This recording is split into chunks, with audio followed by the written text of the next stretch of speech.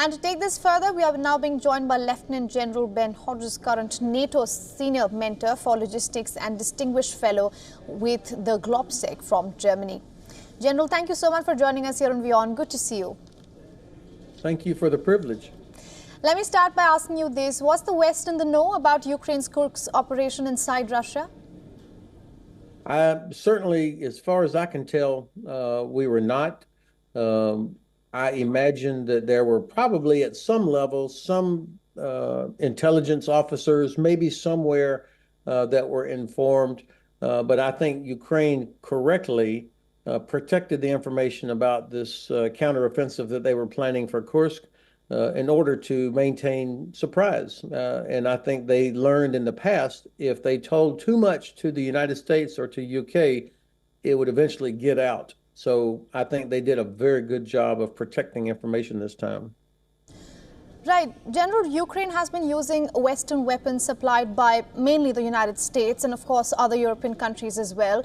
But that was inside of Ukraine when Russia had attacked. Now Ukraine is using Western weapons inside of Russia.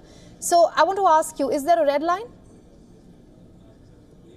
It's only a red line to us. I mean, we have been putting red lines in front of ourselves and deterring ourselves from the very beginning, unfortunately, out of an excessive, unreasonable fear that Russia might somehow escalate and use a nuclear weapon. The Ukrainians are proving once again that all of these red lines are self-imposed and that Russia is not going to use a nuclear weapon in response, because there's no benefit to Russia if they use a nuclear weapon. I think that we should think about these weapons. Earlier you used the phrase offensive weapons or defensive weapons. There is no weapon out there that is only for offense or defense. There's no switch on the device or on the bomb or whatever that says for defensive purposes only. So it's how they are employed.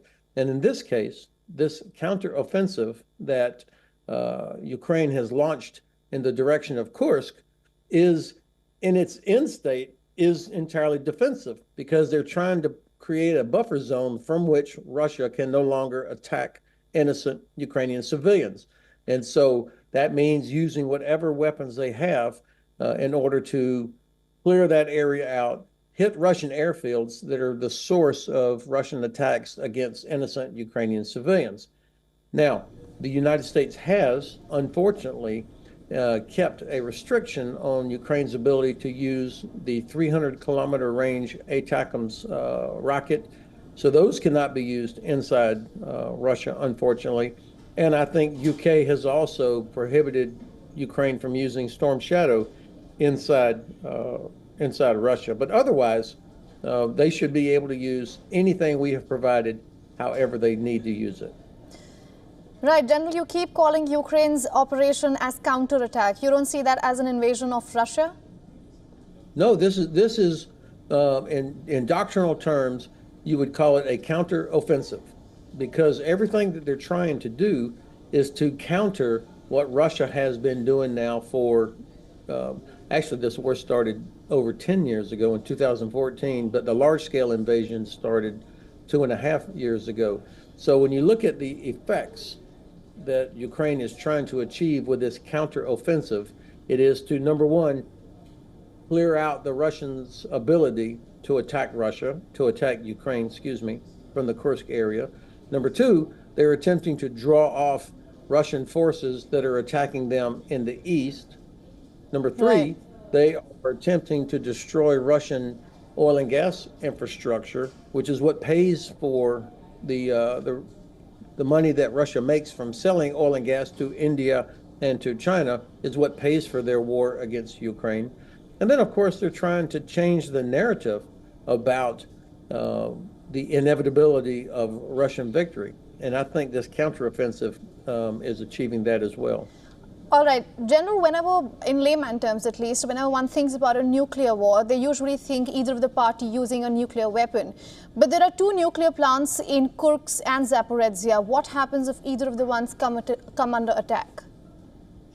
Well, of course, the Russians control both of these nuclear power plants that you're talking about. The Russians have occupied Zaporizhzhia since the beginning of their large-scale invasion back in February of 2022.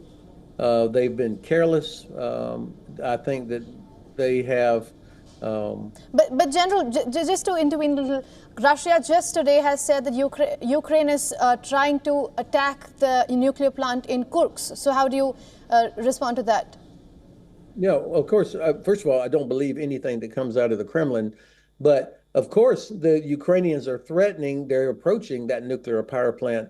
And what that will do, if they do capture it, that will significantly affect electricity, power generation in a large part of Russia. It could, in fact, affect Moscow.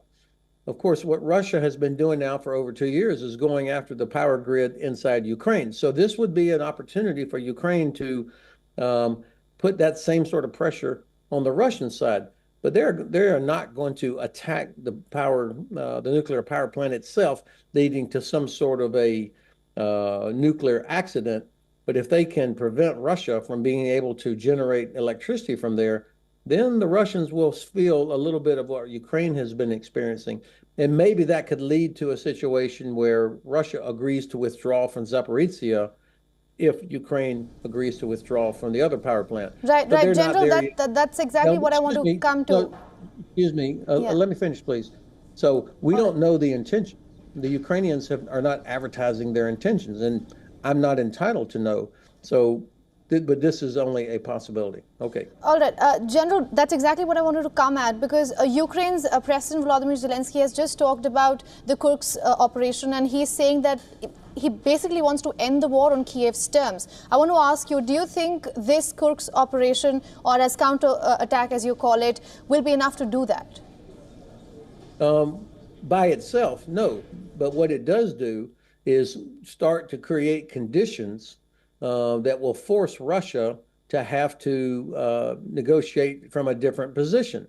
When he says end the war on Kiev's terms, of course, this is what every democratic country should be hoping for, including India, that on Kiev's terms means that the sovereignty of Ukraine is respected and that Russia returns back to the 1991 borders. That's what he means by Kiev's terms. And I would think that a democratic country like India would also want to see this war ended on those kinds of terms. What Russia, of course, wants is to retain control over some of the sovereign territory of Ukraine, prevent Ukraine from ever fully maturing as a liberal democratic country. So that's what we all democratic countries, including India, should be supporting. All right, General, thank you so much for joining us here on WION and getting us your insights.